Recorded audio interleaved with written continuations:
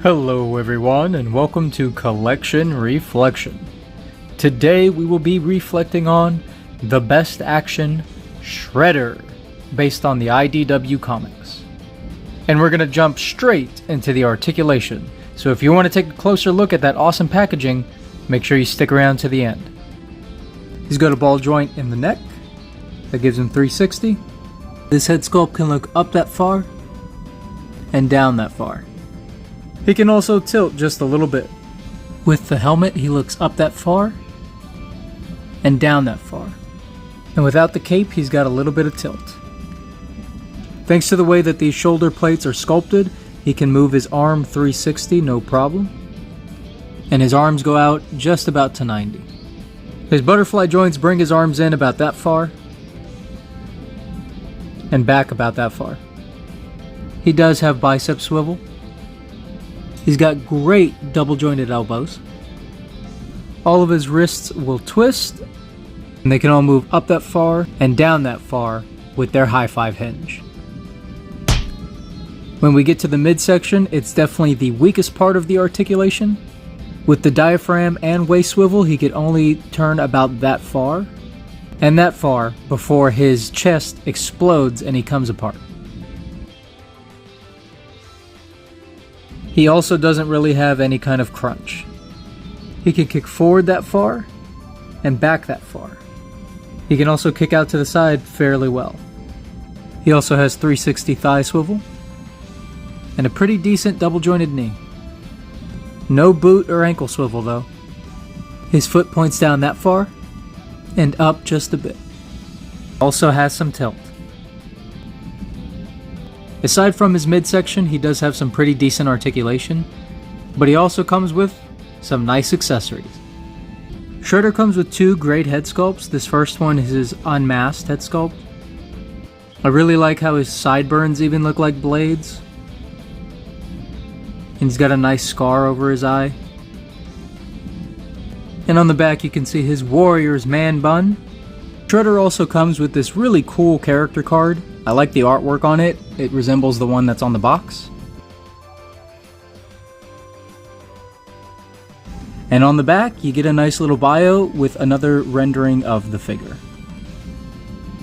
One of the other accessories that he comes with is this awesome longsword. You can see they added a little bit of texture and design into the handle, and then the blade is just a nice silver. At first I thought they just literally gave him one of Leo's swords, but as you can see here, they're actually two totally different sculpts, and Shredder's sword is much bigger. Even though the Shredder is literally covered in weapons, he actually comes with two more.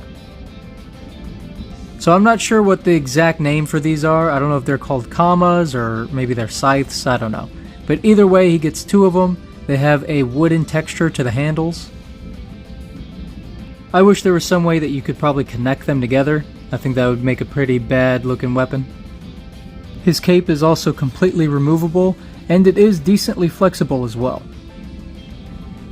And when you look up close, it's got a nice texture to it, just like the rest of his suit. And here's the Shredder as we're more used to seeing him with that awesome helmet. He looks very imposing from almost any angle just because of all the spikes on his armor. And as you can see there, he just has some blank white eyes, kind of like how the turtles do whenever they go into their battle modes. Shredder also comes with a few interchangeable hands. Here we can see a kind of grabbing claw hand, and this one I thought was to hold his sword, but it's a little too loose for that, so it might just be like a regular pointing hand.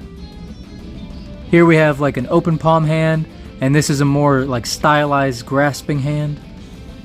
And finally, these are the two hands he has out of the package. They're both grasping hands to hold his weapons. Unfortunately, he does not come with any fists, which I guess isn't that big of a deal since they do give you a lot of other options to use. But the paint and the posability in all the hands is actually pretty impressive. They even painted those brown straps, which they did not have to do, but they did it on every single one of his hands. However, his blades are extremely flimsy. And they seem to be the same material that the rest of the blades are made out of, but since these are a lot smaller and thicker, they are more sturdy. He can hold all of his accessories pretty well, especially with those grasping hands that he comes with out of the package. I think they managed to include a great assortment of accessories for this Shredder figure, and it really feels like they went the extra mile with the paint. So far, this is looking like a pretty great figure, but let's see what he looks like compared to some others. Starting off our comparisons with the Power Rangers Lightning Collection, Morphed Shredder, and the Foot Soldier. It's easy to tell that the Morph Shredder is bigger, but I'm pretty sure you could fudge it in the photos if you need to.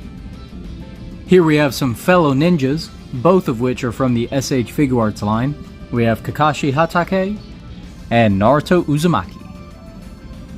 Here we have some fellow BST AXN Turtle Hunters. We have Rocksteady and Bebop. It's interesting to see that Rocksteady is the shortest out of the three. Hopefully we'll get some IDW versions of these characters, and they'll scale a little bit better with what we have now. Speaking of the IDW comics, here we have Michelangelo and Donatello. I really like that Shredder is bigger than the Turtles this time around. I do think they could have maybe added a little bit more mass to him, maybe a little bit more muscles, but for what we got, I actually really like this scale. Here we have Raphael and Leonardo from the 2012 TMNT series. Let me know in the comments below which iteration of the Turtles is your favorite design. And just in case you need one, here's a 4-inch comparison. From DC Spin Masters, we have Superman and Firefly. And both of these figures come up to about the elbows of Shredder. And finally, we have probably the most appalling mutant of all, Pumpkin Rapper's massive head.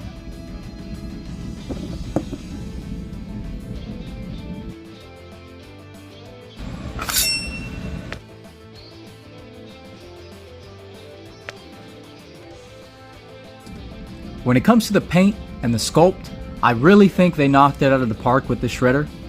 The articulation is definitely a vast improvement over their previous figures, but it still leaves a little bit to be desired, especially without that ankle or boot swivel.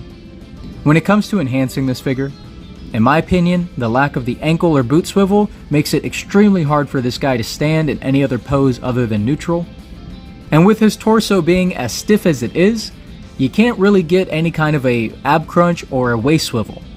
So I think if they found a way to make his torso a more softer, pliable material, almost like his cape, maybe that would allow for a little bit more wiggle room so that he could actually crunch. And as far as the ankle and boot swivel, they had a great opportunity to hide it within the armor plating itself. However, I think the positives far outweigh the negatives. So when it comes to the question, should you collect this figure or reflect it? For the price point of around $22, I think you should collect this figure. It may not be the strongest release out of this line, but if you're going to pick up the Turtles, you're definitely going to need somebody for them to fight. And with all the awesome accessories that this guy comes with and the overall improvements that they've made to this figure, it seems like a pretty good purchase. I posted a poll recently asking what direction I should take my future videos in. I was lucky enough to get the whole Best Action Turtle lineup, including Shredder. So I was curious if you guys wanted an individual video for each turtle, which I do think they deserve, or would you like the full team at once?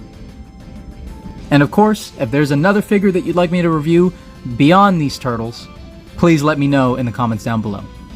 And at the time of making this video, I believe the individual videos are winning.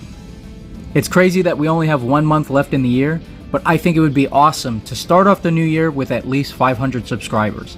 So, if I'm able to get to that point, I think I'll do some kind of a giveaway. It might be a gift card, it might be a figure, I'm not sure. But if we're able to get to 500 subscribers before January 1st, 2024, then I'll hold some kind of a raffle. I'll release more of those details the closer we get to that number. Right now, we're not even at 400, so let's work on getting there first.